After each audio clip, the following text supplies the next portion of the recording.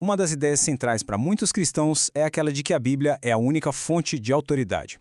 Mas, e se a própria Bíblia não concordasse com isso? Hoje, vamos analisar um argumento que desafia essa crença, olhando o que as próprias Escrituras dizem sobre si mesmas. E a questão é essa, bem direta: somente a Bíblia? O princípio de que só a Bíblia importa é uma doutrina que se sustenta com base na própria Bíblia? Ou será que ela aponta para algo mais? A resposta para isso vai direto no coração de toda uma tradição de fé. Para a gente poder entender o argumento, primeiro a gente precisa definir o conceito que ele está desafiando. É um princípio que geralmente é resumido por uma frase em latim: sola scriptura. Basicamente, esse princípio é a base do protestantismo. A ideia é que tudo, absolutamente tudo que é necessário para a fé e para a vida de um cristão está contido nas Escrituras e em nenhum outro lugar. Só que é aqui que a coisa muda de figura. O que se argumenta é que as próprias Escrituras nos direcionam para uma outra fonte de autoridade. Sabe? Uma tradição oral que foi transmitida diretamente pelos apóstolos. Ok, então vamos mergulhar nisso. A gente vai examinar as evidências que são apresentadas, começando pelas cartas do apóstolo Paulo. Vamos pegar essa passagem de 2 Tessalonicenses. Nela, Paulo faz uma coisa bem curiosa. Ele coloca a palavra falada e a carta escrita dele lado a lado, como se tivessem o mesmíssimo peso.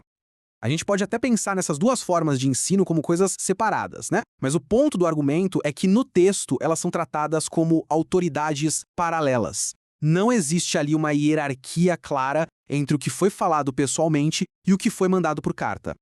E o argumento fica ainda mais forte com este versículo aqui. Repare só, aquilo que os tessalonicenses ouviram de Paulo é chamado explicitamente de palavra de Deus. Não era só um ensinamento qualquer, mas uma mensagem com autoridade divina.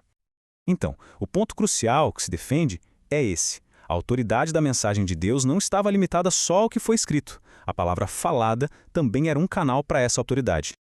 Isso aqui nos leva a um processo bem claro de sucessão apostólica que está descrito no texto.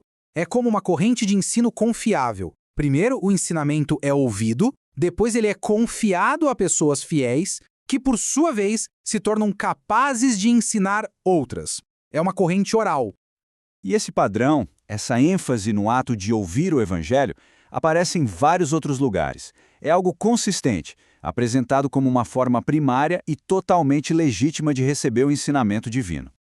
Agora, vamos pular para o livro de Atos para ver como isso se desenvolve. A gente vai olhar para um exemplo que envolve a igreja primitiva como um todo, não só um apóstolo isolado.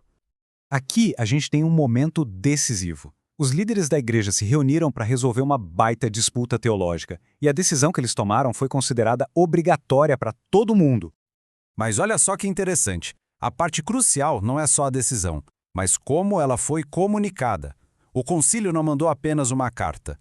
Eles também enviaram representantes, Judas e Silas, para explicar tudo pessoalmente, de viva voz.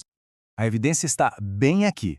O texto diz que Judas e Silas iriam expor as mesmas coisas de viva voz.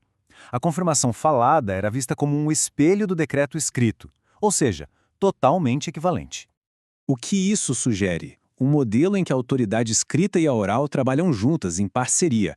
Não há o menor indício de que uma era inferior à outra. Pelo contrário, elas se complementam e se reforçam. Tá, e daí?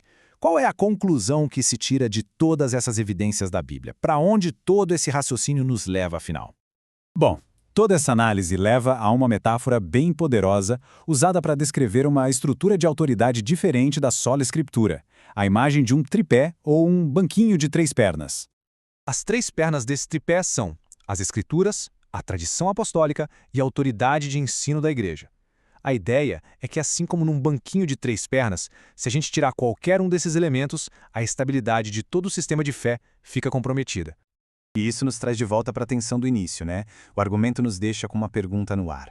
Se a Bíblia deve ser a única regra de fé, como é que a gente interpreta justamente as passagens que parecem apontar para além de si mesmas, para uma tradição oral e para a autoridade da igreja? É uma questão que fica aí, para reflexão.